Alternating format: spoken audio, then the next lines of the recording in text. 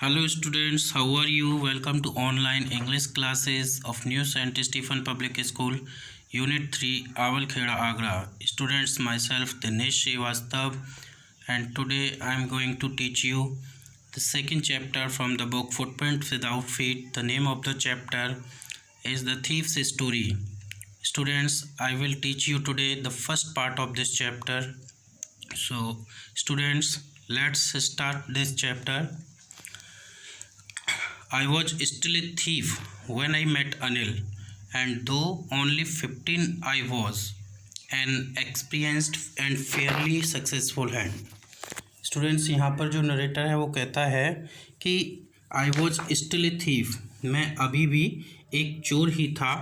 और when I met Anil, जब मैं अनिल से मिला, एंड दो ओनली 15, और यद्यपि मैं मात्र 15 ईयर्स का था, 15 साल का था, I was an experienced and Fairlie successful hand, मतलब मैं एक बहुत ही अनुभवी और फेयरली सक्सेसफुल हैंड का मतलब बहुत ही सक्सेसफुली जो चोरी करने वाली जो मेरी आदत थी उसको मैंने काफ़ी सक्सेसफुली चोरी की थी, बहुत सारी अपने हाथ को बड़ी सफलतापूर्वक आजमाया था चोरियों को करने में।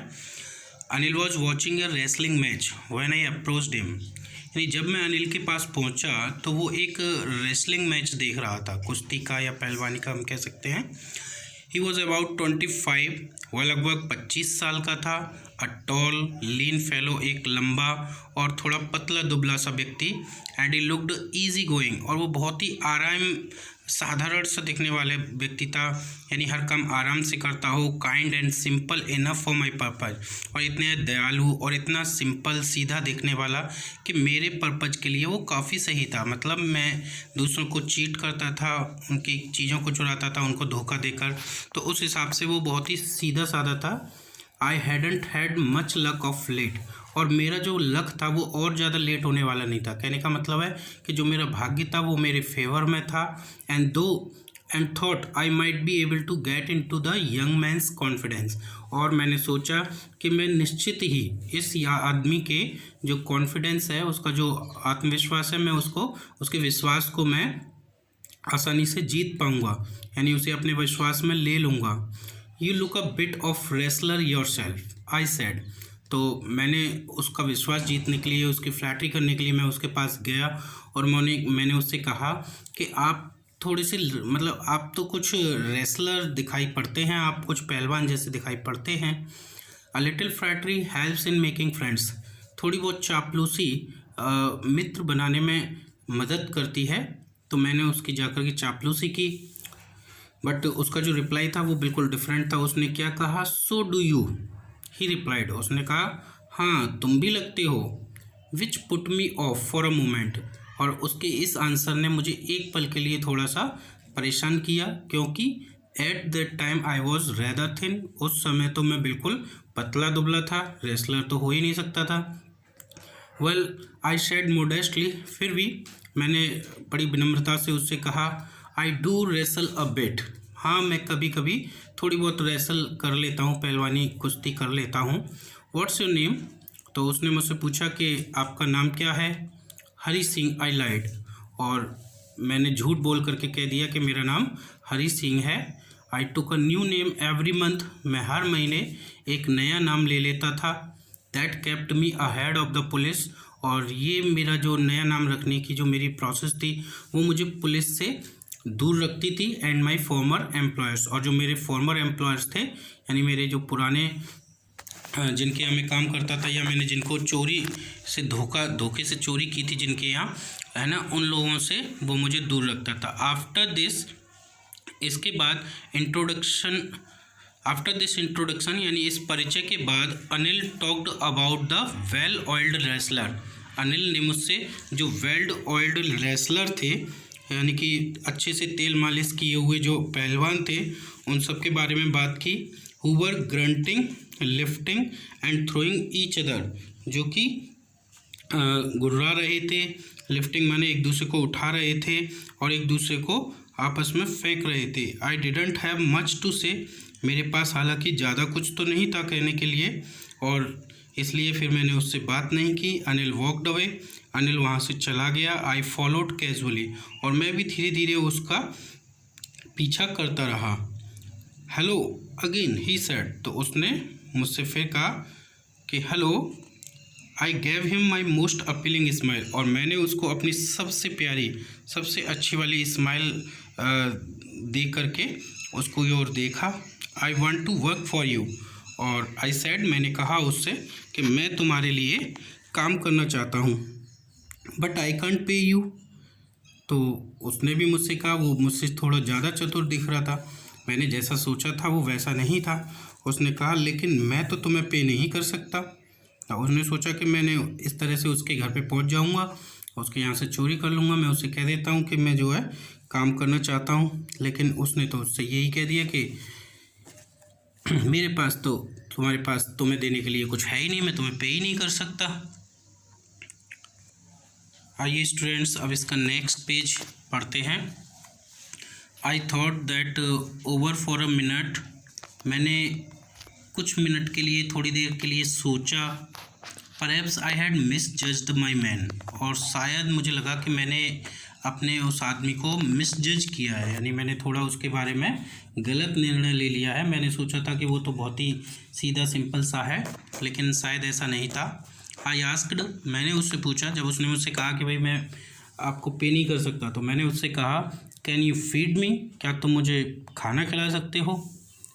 तो उसने भी बड़ी चतुराई से मुझे उत्तर दिया, या मुझसे पूछा कैन यू कुक, क्या तुम खाना पका सकते हो। तो फिर मैं भी एकदम घबरा गया, तो मैंने कहा I can cook. I lied again, और मैंने फिर से झूठ बोल दिया। मुझे खाना वाना बनाना नहीं आता था, लेकिन मैंने कह दिया आई कैन कुक, हाँ मैं पका सकता हूँ। तो उसने कहा if you can cook then maybe I can feed you, अगर तुम मेरे लिए खाना बना सकते हो तो फिर हो सकता है कि मैं तुम्हें खाना खाने के लिए दे दूँ। उसके बाद he took me to his room over the Jumna sweet shop, उसके बाद वह मुझे अपने रूम में ले गया, जो कहाँ पर था, एक जुमना स्वीट शॉप के ऊपर था उसका कमरा। एंड टोल्ड मी, और उसने मुझसे कहा, मुझे बताया कि I could sleep on the balcony, कि मैं बालकनी में सो सकता हूँ, या बालकनी में सोने के लिए मुझसे कहा। But the meal I cooked that night, लेकिन जो भोजन उस रात मैंने पकाया, मस्ट हैव बीन टेरिबल, वो निश्चित रूप से काफ़ी भयानक, या कहें कि बहुत ही बुरा रहा होगा। Because Anil gave it to a stray dog, क्योंकि अनिल ने वो मेरे द्वारा बनाए हुए भोजन को एक आवारा कुत्ते को, गली में घूमने वाले स्ट्रे डॉग्स को दे दिया। And told me to be off, और मुझसे कहा कि मैं यहाँ से चला जाऊँ, यानी आज तो सो जाऊँ लेकिन उसके बाद में मैं ये काम छोड़ दूँ। But I just hung around, लेकिन मैं फिर भी वहीं पर टिका रहा, smiling in my most appealing way, और अपने जो सबसे अपीलिंग, सबसे अच्छी जो मेरा हंसने का जो तरीका था, मैं उससे मुस्कुराता हुआ, मतलब उसने उससे मना किया कि तुम यहाँ से जा सकते हो, लेकिन वो गया नहीं, बल्कि वहीं टिक गया और मुस्कुराने लगा, हंसने लगा।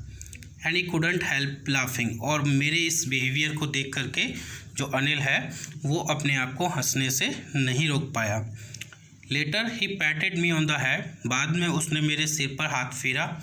एंड सेड नेवर माइंड, और मुझसे कहा नेवर माइंड, बुरा मत मानो। He would teach me to cook, फिर उसने मुझसे कहा कि वो मुझे भोजन बनाना, खाना बनाना या पकाना सिखा देगा। He also taught me to write my name, उसने मुझको मेरा नाम लिखना भी सिखाया। And said he would soon teach me to write whole sentences and to add numbers, और उसने मुझसे कहा कि वह जल्दी ही मुझे पूरा सेंटेंस लिखना सिखा देगा, एंड टू ऐड नंबर्स, और संख्याओं को जोड़ना भी सिखा देगा। मतलब वो शायद पढ़ना लिखना नहीं जानता था, तो उसने कहा कि मैं तुम्हें पढ़ना लिखना भी सिखा दूँगा। आई वॉज ग्रेटफुल, मैं उसके प्रति काफ़ी ग्रेटफुल तक, उसके प्रति काफ़ी आभारी था, कृतज्ञ था। I knew that once I could write like an educated man, मैं जानता था कि मैं एक बार एक एजुकेटेड मैन की तरह से लिखना सीख जाऊं, यानी एक पढ़े लिखे व्यक्ति की तरह, there would be no limit to what I could achieve, तो जो कुछ भी मैं प्राप्त करना चाहता हूँ या जो कुछ भी मैं अचीव करना चाहता हूँ उसकी कोई लिमिट नहीं होगी। यानी यहाँ पर ये कहा गया कि एक एजुकेटेड पर्सन होता है तो वो अपनी लाइफ में जो भी चाहे वो अचीव कर सकता है, because he is educated man, he has the knowledge of everything in life. So it was quite pleasant working for Anil, यानी अनिल के लिए काम करना बड़ा ही प्लीजेंट, बड़ा ही सुखद अनुभव था। I made the tea in the morning, मैंने सुबह के समय अनिल के लिए चाय बनाई। एंड देन वो take my time buying the day's supply, और फिर मैंने अपना काम जो डेज सप्लाईज थी यानी जो दैनिक आवश्यकताओं की पूर्ति की जो वस्तुएं थी उनको खरीदने के लिए मैं वहाँ से चल दिया। Usually making a profit of about ₹1 a day, और यूजुअली सामान्यतः मैं रोज़ क्या करता था, ₹1 का डेली एक प्रॉफिट करता था, यानी अपना फ़ायदा करता था। जो भी सामान लेने जाता था किसी न किसी तरह से ₹1 अपने लिए बचा लेता था। I think he new I made a little money, और मैं सोचता हूँ कि उसे पता था, अनिल को ये बात पता थी कि मैं थोड़ा बहुत धन बचा लेता हूँ, थोड़े बहुत पैसे बचा लेता हूँ दिस वे, इस तरीके से। But he did not seem to mind, लेकिन ऐसा लगता था कि उसने कभी इसका बुरा नहीं माना। उसे पता था, वो जानता था कि मैं ऐसे पैसे बचा लेता हूँ, लेकिन फिर भी उसने कभी मेरी इस बात का बुरा नहीं माना। तो आइए स्टूडेंट्स इसका नेक्स्ट पेज शुरू करते हैं। Anil made money by fits and starts. अब वो यहाँ पर अनिल के बारे में बताता है कि अनिल पैसे कैसे कमाता था, बाय फिट्स एंड स्टार्ट्स, यानी कभी कमाता था, कभी बैठ जाता था, मतलब रेगुलर उसकी इनकम नहीं होती थी। किसी दिन उसको जॉब मिला तो उसने कमाया, किसी दिन कभी नहीं मिला तो नहीं कमाया। ही वुड बोरो 1 वीक, यानी किसी वीक तो वो बोरो करता था, उधार लेता था। लैंड द नेक्स्ट वीक, अगले ही वीक वो लैंड करने लगता था, यानी किसी को उधार देने लगता था।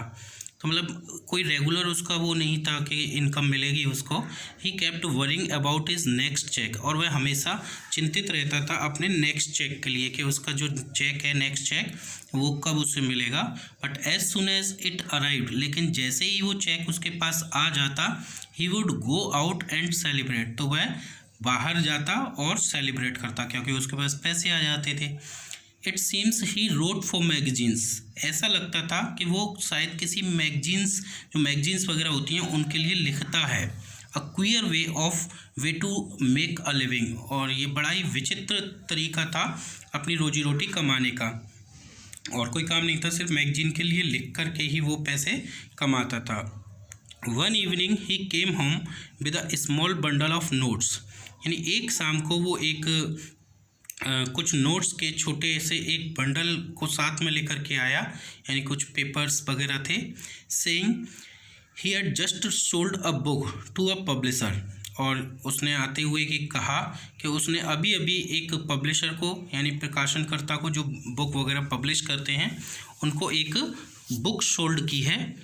Eight night I saw him tuck the money under the mattress, और रात के समय मैंने उसको देखा कि उसने कुछ पैसे थे उसके पास में, धन था, वो उसने अपनी मैट्रेस यानी कि अपने गद्दे के नीचे टक माने धीरे से खिसका कर छिपा दिए थे। I had been working for Anil for almost a month, और मुझे अनिल के साथ काम करते हुए, अनिल के लिए काम करते हुए लगभग 1 महीना हो चुका था। And apart from cheating on the shopping, और जो शॉपिंग में मैं उसके साथ जो चीटिंग करता था, जो उसको धोखा देता था, रोज़ ₹1 कम से कम बचा लेता था, उसके अलावा had not done anything in my line of work, मैंने मेरा जो लाइन ऑफ वर्क था, यानी मेरा लाइन ऑफ वर्क क्या था, चोरी करने का, है ना। तो ये जो ₹1 जो डेली बचाता था, उसके अलावा मैंने अपने जो मेरा जो काम था उसका मैंने बिल्कुल भी उपयोग नहीं किया था, यानी मैंने अभी तक कोई और चीज़ की चोरी उसके घर में नहीं की थी। I had every opportunity for doing so, हालांकि मेरे पास ये करने की लगभग हर अपॉर्चुनिटी रहती थी, मेरे पास अवसर था। Anil had given me a key to the locker to the door, Anil ने मुझे जो डोर की जो की है वो दे रखी थी। And I could come and go as I pleased, और मैं उसके कमरे में जब भी मेरी मर्जी हो मैं आ जा सकता था। He was the most trusting person I had ever met, और मैं अपने जीवन में मिले हुए अभी तक के सभी व्यक्तियों में मानता हूँ कि वह सबसे ज़्यादा ट्रस्टिंग पर्सन था। And that is why it was so difficult to rob him, और इसी कारण उसको लूटना या उसके घर में चोरी करना मेरे लिए मुझे बड़ा ही डिफ़िकल्ट महसूस हो रहा था। क्योंकि जो व्यक्ति हमें जो आपकी मदद कर रहा हो, आपने जिसने आपको इतनी छूट दे रखी हो, वो आपके घर आ जा सकता है, आप उसके घर में एक नौकर जैसा काम कर रहे हैं, लेकिन वो नौकर जैसा नहीं मान के चल रहा है, तो हम उसको लूट नहीं सकते। It's easy to rob a greedy man. एक लालची व्यक्ति को रॉब करना, एक लालची व्यक्ति को लूटना थोड़ा आसान होता है, because he can afford to be robbed, but it is difficult to rob a careless man। वो कहता है कि एक ग्रीडी व्यक्ति को लूटना आसान होता है क्योंकि he can afford to be robbed, क्योंकि वो खुद ही लूटने के लिए एक तरह से तैयार सा होता है। But it is difficult to rob a careless man, लेकिन एक केयरलेस माने लापरवाह व्यक्ति को लूटना थोड़ा सा कठिन होता है। Sometimes he doesn't even notice he has been robbed, क्योंकि कई बार तो वो ये नोटिस भी नहीं करता है कि उसको लूट लिया गया है।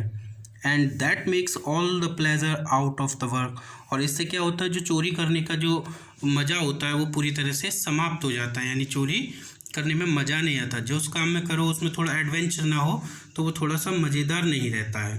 तो इस तरीके से उसने कहा कि उसे लूटने में थोड़ा सा मुझको अच्छा नहीं लग रहा था, मज़ा नहीं आ रहा था।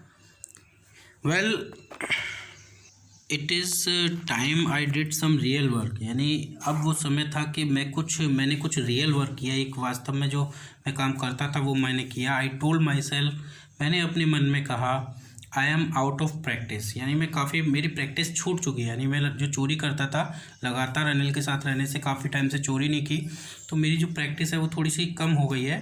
And if I don't take the money, और अगर मैं ये पैसे नहीं लेता हूँ तो he will only waste it on his friends. तो उसने जो ये पैसे रखे हुए हैं, अगर मैं इनको नहीं चुराता हूँ, मैं इनको नहीं ले लेता हूँ, तो वो क्या करेगा, वो केवल अपने फ्रेंड्स के साथ में जा कर के अपने फ्रेंड्स के साथ में इन पैसों को वेस्ट कर देगा। वो किसी होटल में जाएगा, कहीं जाएगा, ऐसे ही उन पैसों को सारे ख़त्म कर देगा। After all he doesn't even पे मी, और कुछ भी हो वो मुझे पे तो नहीं करता है, यानी वो मुझे पैसे तो देता ही नहीं है। मैं उसके घर पे रहता हूँ, बस मैं खाना पीना खाता हूँ, वो मुझे कोई सैलरी तो देता नहीं है। तो क्यों ना मैं इन पैसों को चुरा लूँ और इन पैसों को अपने लिए ही यूज़ कर लूँ। वो तो वेस्ट करने वाला है, वेस्ट करने से अच्छा है कि वो मेरे काम आ जाएंगे। तो इस तरीके से उसने वो पैसे उसने चुराने के बारे में उससे सोच लिया। तो स्टूडेंट्स, आपको उम्मीद है कि चैप्टर समझ में आया होगा। Okay students, thank you for watching this video.